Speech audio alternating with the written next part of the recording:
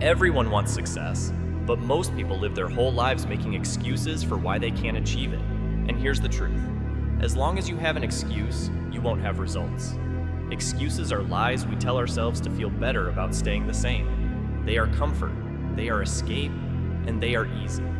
You don't need talent to make excuses. You don't need discipline. You just need a reason to quit. And life will always give you one if you look for it. Too tired, too broke, too busy, too late, too early, too old, too young, no time, no connections, no help. But here's the truth. Someone out there had it worse than you and still made it happen. They didn't wait for it to feel right. They didn't wait for motivation. They didn't wait for permission. They locked in, and they did the work anyway. If you're not where you want to be, it's not because of what happened to you. It's how you responded. Had a rough childhood? So did millions. Many became leaders. No money? Neither did most successful people. Nobody believes in you? Good. That means you have one person to prove it to, yourself. Every excuse is a brick in the wall between you and your potential. You want freedom? You want power? Start tearing down the lies you've been feeding yourself. Excuses feel good. They give you an out, but they rob you of control. You say you want to be fit, but you don't train. You say you want success, but you waste time. You say you want to build something, but you don't move. Then you blame everything: your boss, the economy, your past, your genetics, the algorithm. Here's the shift. Your life changes the moment you take full responsibility. Not partial, full. Your time, your energy, your effort, your choices, your life. No one is coming to save you. It's on you. Winners don't have more time. They just make fewer excuses. They train tired. They work bored. They stay committed. Comfort is a lie. Excuses are a trap. Losers have the best excuses. They always sound reasonable, always sound valid, but reasonable excuses create average lives. Let's kill the common ones. I don't have time. You do. You're just choosing something else. You don't lack time. You lack priorities. I don't have money. Start small. Be resourceful. Learn free. Cut back. Sell something. Move forward anyway. I don't know where to start. Start anywhere. Clarity comes through action. You're not stuck. You're stalling. I'm not motivated. Discipline wins. Every time. I failed before. Good. That means you tried. Now try smarter. People will judge me. They're already judging you. Might as well give them something real. Every excuse is a vote for staying average. Average is crowded. You want more? Eliminate excuse language from your vocabulary. Replace I can't with I'll figure it out. Replace I don't have time with it's not a priority. Replace I'm not ready with I'm willing to start. This isn't guilt. It's ownership. You're not weak. But if you keep speaking like a victim, you'll live like one. Words matter. Beliefs matter. What you say when you're alone matters most. How do you kill excuses? You stop negotiating with them. You stop justifying them. You do what needs to be done before you feel ready. Excuses are a habit. So is execution. You don't need to be perfect, just relentless. Take action today. Any action. Tired? Work anyway. Afraid? Move anyway. Uncertain? Start anyway. You don't need answers. You just need movement. Excuses are the enemy. No more waiting, no more blaming, no more excuses. There are two types of people in this world: those who control their lives and those who are controlled by their lives. No middle ground, no gray area. You either take charge or you get dragged. Most people don't realize how much power they've given away. They hand it over every time they say, I can't, it's not fair, or it's out of my hands. They blame the government, their boss, their past, the market, the algorithm, the economy. But what they don't understand is this: the moment you give away control, you give away the ability to change. If you're not responsible for your situation, then you can't fix it. That's how people stay stuck. Ownership is scary. It means the outcomes are on you, but it's also the most powerful thing in the world.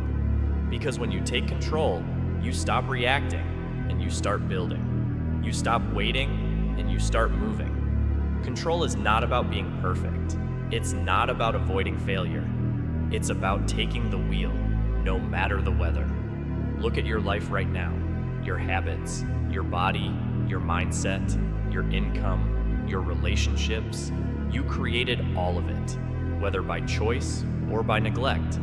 That's not an attack, that's freedom. Because if you build this version of your life, you can build the next one too, but only if you own it. People love to say, I don't have control when things go bad, but they forget all the small decisions they made along the way.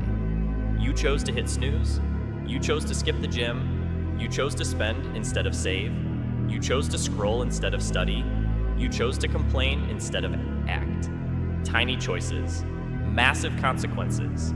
Control is in the micro decisions, the daily patterns, the invisible moments. And here's the truth. If you don't take control, something else will. Distractions will. Addictions will. People with stronger vision will. If you don't lead your life, you will be led. So how do you take back control? Step 1, radical honesty. Be honest about where you are. No filters, no fluff, no pretending. You're not stuck because of bad luck. You're stuck because you stopped steering. You let your feelings dictate your actions. You let your environment shape your habits. You let your fear mute your ambition. Own that, then change it. Step 2, build systems, not moods. Motivation is a mood. It comes and goes. Systems are structure, schedules, routines, non-negotiables. Don't wait until you feel like it. Build a system so it happens regardless. Get up at the same time, train at the same time, eat with intention, block time to work, cut out distractions. Control begins with structure. Chaos hates order. Step 3, guard your inputs. What you consume shapes how you think. Social media, news, conversations, music, food, people. If you flood your mind with trash, don't expect to think clearly. Curate your life. Be ruthless about what you allow into your mental space. Not everything deserves your attention. Not everyone deserves your energy. Control what you consume, or what you consume will control you. You know what else control looks like? It looks like saying no. No to things that don't align with your goals. No to people who drain you. No to the easy way out. Discipline is control in action, and discipline is freedom. You want more peace, more growth, more power? Say no to things that steal from your future. Control is not a feeling. It's a decision, repeated daily. People wait for motivation. You act. People need accountability. You hold yourself to the fire. People want comfort. You chase the edge. And here's what they don't tell you. Control is lonely at first, because most people are looking for someone to blame. When you stop blaming, you stand out. When you stop complaining, people get uncomfortable. You'll be misunderstood. You'll be judged. You'll be mocked. But stay the course. The same people who mock you now will come to you later for advice. You want to lead? You want to rise? Take control. No more drifting. No more reacting. No more surrendering your power to circumstance. Your life is yours. Your habits are yours. Your future is yours. But only if you take it. Take control. Or be controlled. Most people will never reach their potential.